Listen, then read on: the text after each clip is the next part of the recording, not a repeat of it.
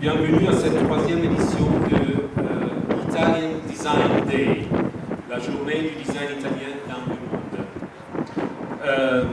Bienvenue aussi dans cet espace merveilleux qui est le musée Léopold Sédar Senghor. Et bienvenue à cet événement que nous avons voulu, dès son début en 2017, transformer en rendez-vous régulier du panorama culturel de Dakar. En effet, les deux deuxièmes éditions, la première ici au musée en 2017 et la deuxième en 2018 à l'atelier céramique des Almadies de notre ami Mauro Petroni, que je salue au passage, nous ont convaincus de l'importance d'organiser ce rendez-vous de façon régulière et en associant aussi Dakar aux 120 villes du monde dans lesquelles cette journée est désormais célébrée. Mais pourquoi une journée du design italienne? Parce que le design est une pièce de l'histoire, de la culture et je dirais même de l'identité de notre pays. Un pays, une identité, une culture et donc un mode de vie qui est fondé sur la beauté. La culture du design remonte effectivement à l'expérience de l'atelier de la Renaissance où différentes compétences étaient combinées pour créer des produits innovants sur le plan technique, mais toujours avec un contenu esthétique très élevé. Innovation technologique, contenu esthétique et standardisation de la production sont en effet les éléments fondateurs du design, ceux effectivement qui les différencient de l'artisanat. Et donc, comme résultat de cette longue histoire, le design devient dans notre pays un élément caractéristique de la production industrielle, un moteur de l'économie et un élément clé de nos exportations. Et quoi de cette soirée? À cette occasion, nous avons voulu vous présenter un exemple de ce que nous, les Italiens, surtout ceux qui vivent au Sénégal, aimons le plus.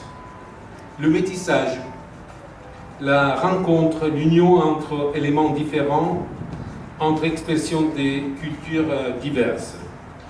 Iguzzini, l'entreprise d'excellence italienne leader dans les domaines de l'éclairage industriel et muséal, met cette fois-ci son expertise à profit de l'art africain et aux pièces généreusement fournies par la galerie Antenna de Dakar.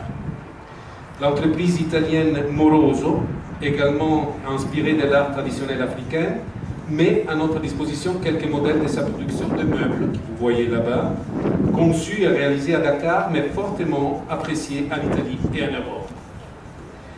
Voilà donc les concepts, très simples en réalité, de cette soirée, qui retrouve sa valeur principale dans l'espace où elle prend vie, ce magnifique jardin qui nous accueille et qui nous promet une belle soirée ensemble. Permettez-moi maintenant de remercier au passage nos partenaires. Le musée Senghor, tout d'abord, et sa conservatrice, Madame Doy, qui pour la deuxième fois nous accueille dans cette magnifique corniche. La galerie Antenna, et notamment son directeur, Jean-Luc Chatignol, pour avoir salué avec enthousiasme ce projet et pour avoir mis à notre disposition les superbes œuvres d'art que vous voyez exposées ce soir. Iguzzini, et notamment son directeur France, Renaud Lièvre, qui nous a fait le plaisir d'être avec nous et avec lesquels cette soirée est née et s'est réalisée.